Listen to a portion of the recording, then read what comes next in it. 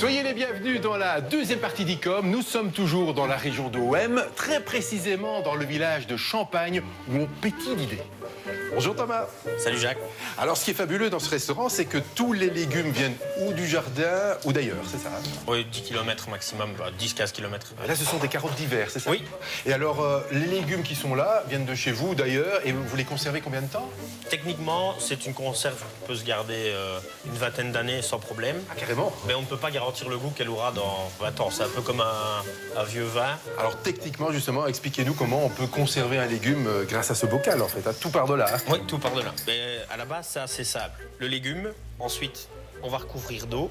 Et donc, troisième ingrédient, le sel. Ce qui est important, c'est qu'il n'y ait pas d'air dans le bocal. C'est l'ennemi, l'air. Voilà. Et là, vous pouvez ajouter des petites choses encore. Oui, ici, c'est juste vraiment pour le goût qu'on veut avoir au final. Et donc, nous, on met de l'ail et des baies de genévrier. Et on peut fermer. Oui. Le tourisme durable, c'est le thème de l'émission aujourd'hui. Qu'est-ce que Quentin Coppens nous a concocté comme séquence Info Intox? On regarde ça tout de suite. Jacques, vous allez une fois de plus avoir du mal à me croire, mais lorsque l'on dit 2017 sera l'année du tourisme durable, ce sera aussi l'année de quelques petits sacrifices quant au confort.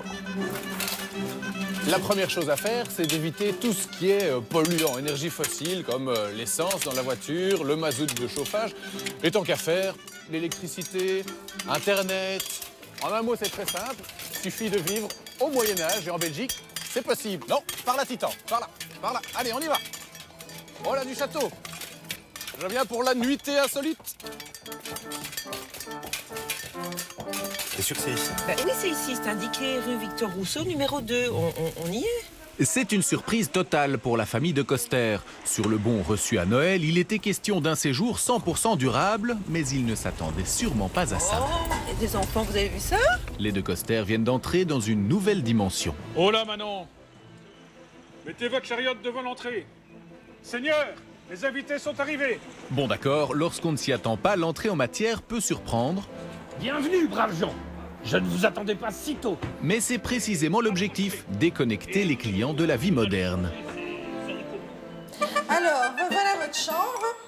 Et je vais vous demander de mettre tous vos objets modernes dans cette boîte. Et cela commence avec la confiscation des téléphones portables et des montres, désormais remplacés par des messagers à cheval et le chant du coq.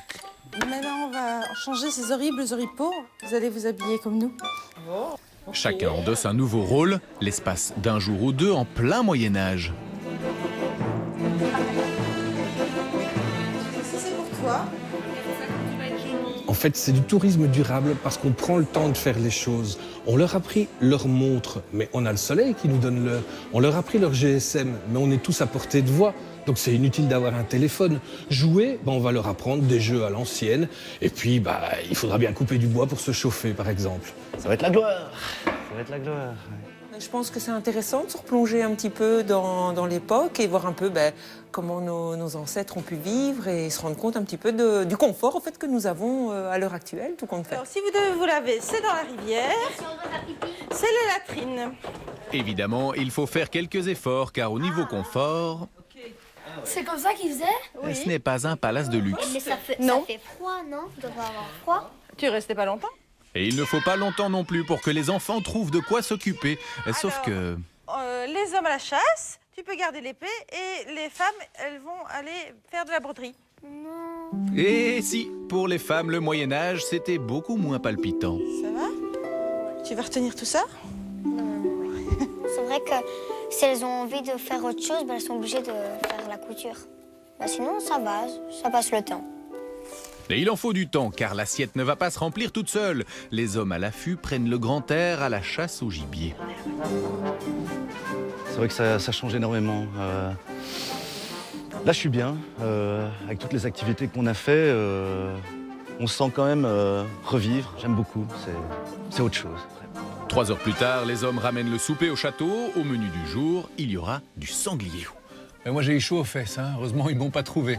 Rassurez-vous, aucun animal sauvage n'a été martyrisé. C'est que du toc. Puisque le sanglier est en plastique, les organisateurs du séjour prévoient tout de même un ragoût selon la recette de l'époque.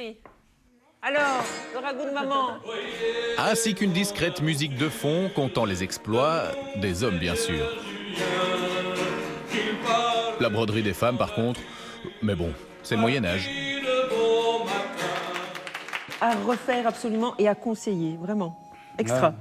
Ouais, vraiment bien. Hein. Moi, je suis exténué, quoi. Je sais pas quelle heure il est, je suppose qu'il doit être à peine 9h. J'ai l'impression qu'il est minuit, quoi. Donc, ouais, vivement demain. Et... Donc, on va se coucher. Ouais, on hein, va dormir, là, maintenant. C'est bien. Ouais.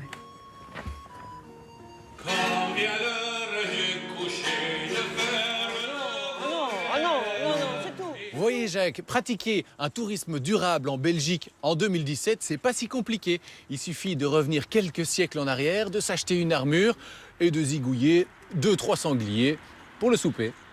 Nous sommes